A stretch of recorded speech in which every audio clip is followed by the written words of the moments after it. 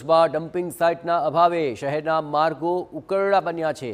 Door to door કચરા collection સેવા પણ બંધ થઈ ચૂકી છે, જ્યાં શહેરની દરેક ગલીના આ દ્રશ્યો ખૂબ જ ચિંતાજનક છે, કારણ કે જ્યાં જુઓ ત્યાં ગંદકીના ઢગ ખડકાઈ ગયા છે। છેલ્લા 5 દિવસથી ડોર ટુ ડોર કચરા કલેક્શન સેવા બંધ કરી દેવાતા નાગરિકોએ ગમે ત્યાં કચરાનો નિકાલ શરૂ કરી દીધો છે। કચરાના નિકાલ માટે સાઇટ ન હોવાને કારણે આ સમસ્યા ઉદ્ભવી છે। જોકે પાલિકાએ સાઇટ ઊભી કરવાના પ્રયત્નો કર્યા, પણ રેસિડેન્શિયલ વિસ્તારના લોકોએ વિરોધ કરતા કામગીરી બંધ કરાઈ હતી। નાગરિકો તેમજ વિપક્ષ પણ પાલિકાની કામગીરી સામે હવે સવાલ ઉઠાવી રહ્યું છે। રેસિડેન્ટ વિસ્તારના અંદર ડમ્પિંગ સાઇટ શરૂ કરી દેવામાં આવતી હોય એવા વિવાદોના લઈને હંમેશા નગરપાલિકા બદનામ રહી છે।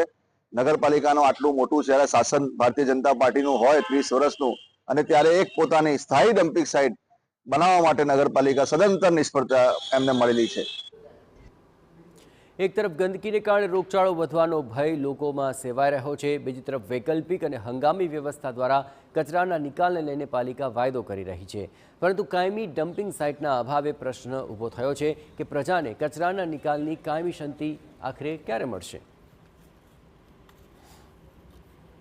અને આવનારા દિવસોમાં ડમ્પિંગ સાઇટ માટે કાયમી માટે સોલ્યુશન અમે લાવવા જઈ રહ્યા છીએ, અને સોલ્યુશન જલ્દીથી આવશે।